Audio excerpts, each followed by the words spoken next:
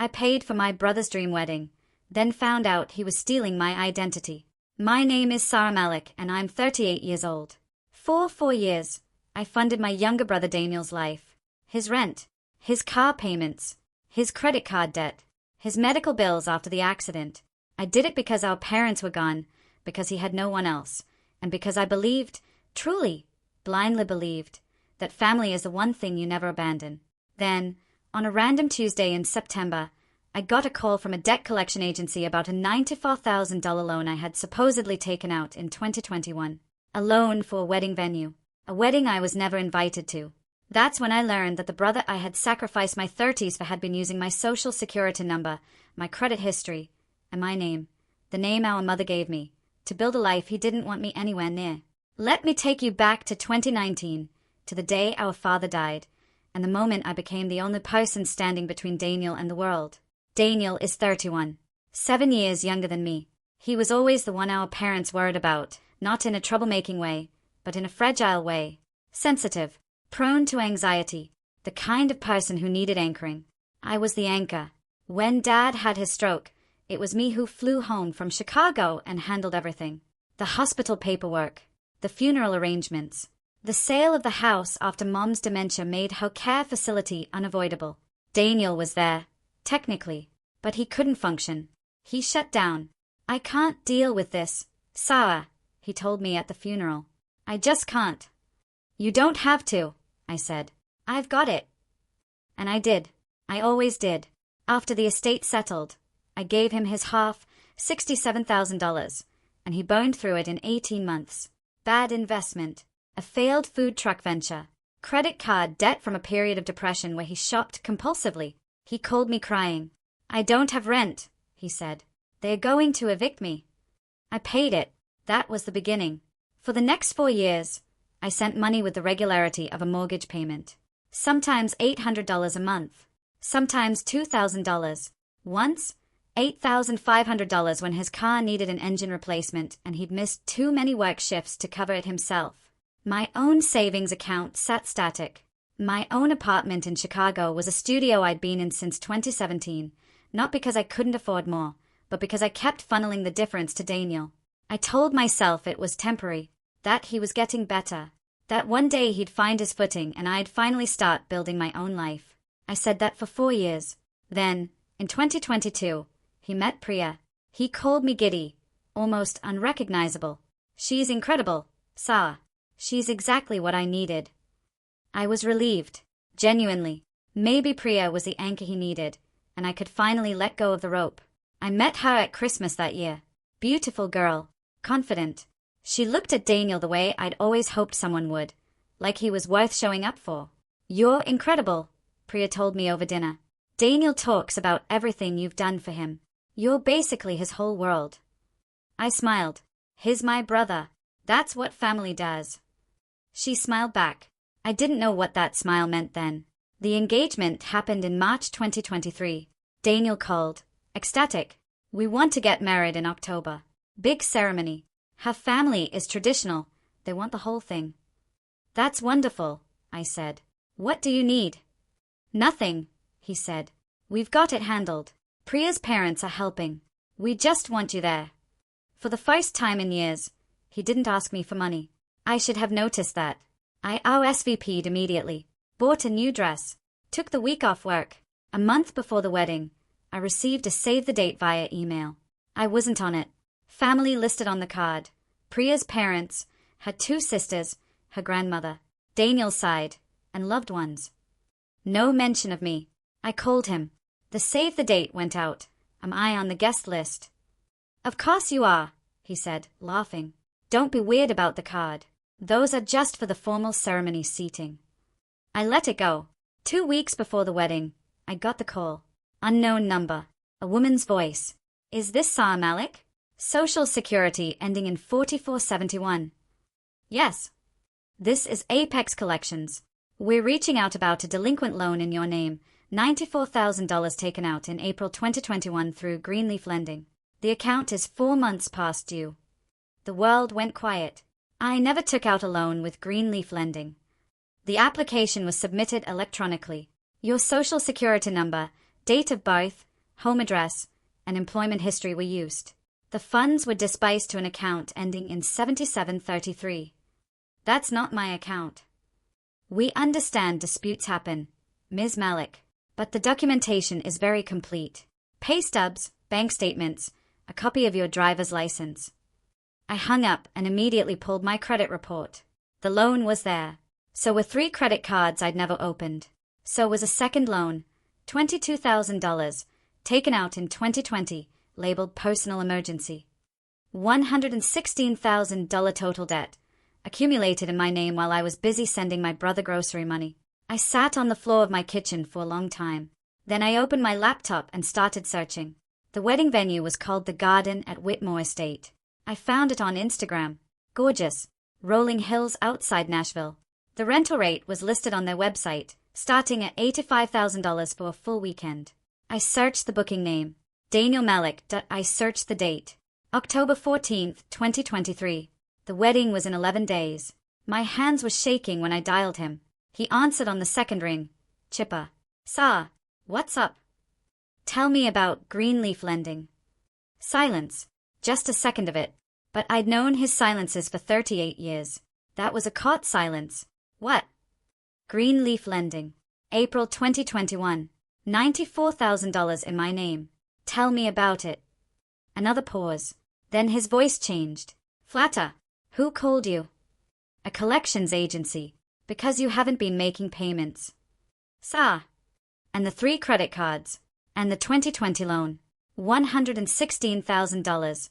Daniyal. In my name. He exhaled. Not an ashamed exhale. A frustrated one. Like I was the inconvenience. I was going to pay it back. I have a payment plan. You were going to pay back money you stole from me. I didn't steal it. I borrowed your credit. That's identity theft. It's not like that. I needed the money and my credit was destroyed. I just needed to borrow your standing. I was going to fix it. You used my social security number without my knowledge to take out 6 figures in loans. I was drowning. His voice cracked. My credit was ruined. No bank would touch me. I needed a fresh start. A fresh start. That's what this is. The wedding venue. Priya's family expected something. They already thought I wasn't good enough. I had to show them. Stop. My voice was ice. I want you to listen very carefully. I have been sending you money for 4 years. I gave up promotions to stay available for you. I didn't take the apartment I wanted because I was always saving in case you needed something. And while I was doing all of that, you were stealing from me. Sir, please. Were you ever going to invite me to the wedding? The silence this time was different. Longer. Guilty. Priya thought it would be cleaner, he finally said. If you weren't there. In case you found out and caused a scene. In case I found out. They had planned for this. They had known, both of them, that the debt was there. That I would eventually find out. And they had decided to get married first, get the life established, and deal with my discovery as a future problem. I wasn't family. I was a resource. A credit line with a heartbeat. I'm going to the wedding, I said. Sir. Not to cause a scene. I'm going to hand-deliver a police report. I filed the identity theft report that afternoon.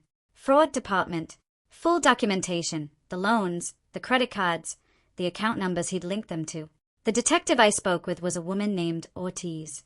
She asked me questions with the calm efficiency of someone who'd heard this story before. Family, she asked at one point. My brother. She made a sound. Not surprise. Recognition. These cases are the hardest, she said, and the most common. That broke something in me. Not knowing it happened to others. Knowing it was common enough that she recognized the rhythm of it. I spent the next 10 days pulling every thread.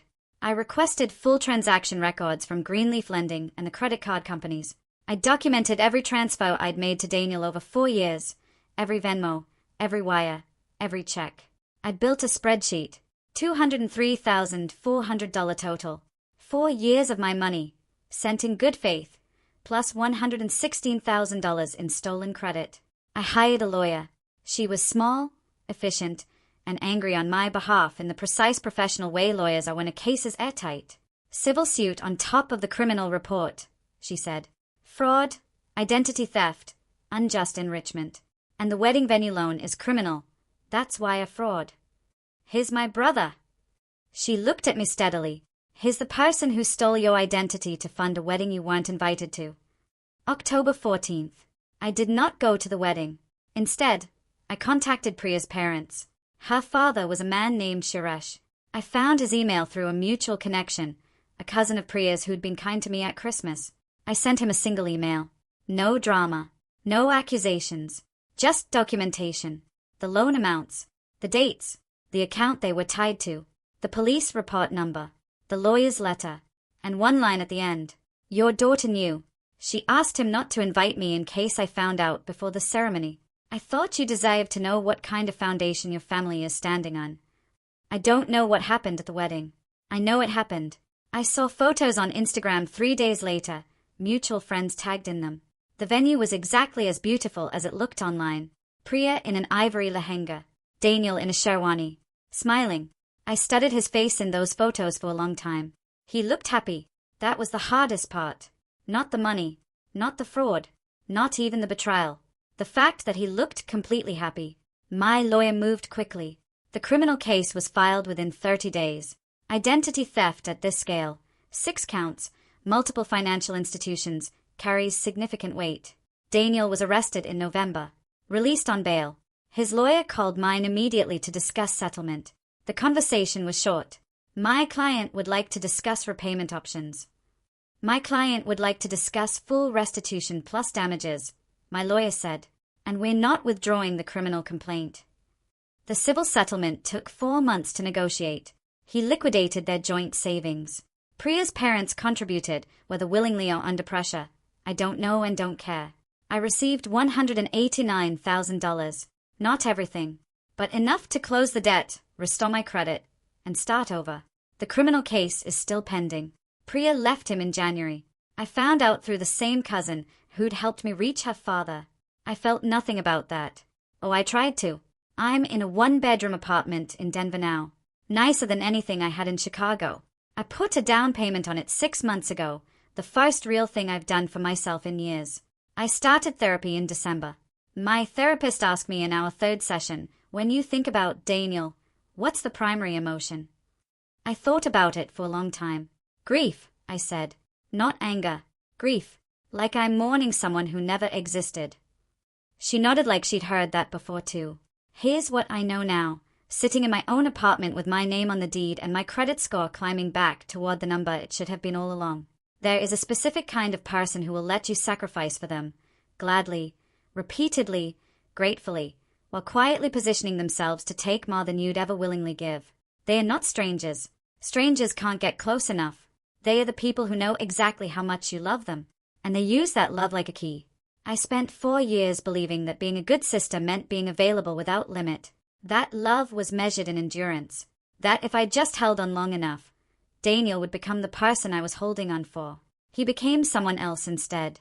And I let him, because I was so busy being his anchor I forgot I was allowed to swim. I haven't spoken to Daniyal since October. His lawyer communicates with mine. That is the only relationship we have now. He sent a text in February. Just 3 words. I'm sorry, Sara. I read it 12 times. Then I put my phone down and made myself a cup of tea. And I let the message sit there, unanswered. Because some apologies come too late to change what they are apologizing for. Forgiveness might come eventually. I'm told it's for me, not for him. But first, I'm spending some time being angry on behalf of the woman who spent 4 years being too understanding to be angry at all. If any part of this story lives in your chest, if you've ever been the one who holds everything together while someone quietly dismantles you, type anchor in the comments. Because you are allowed to let go of the rope, and you are allowed to save yourself.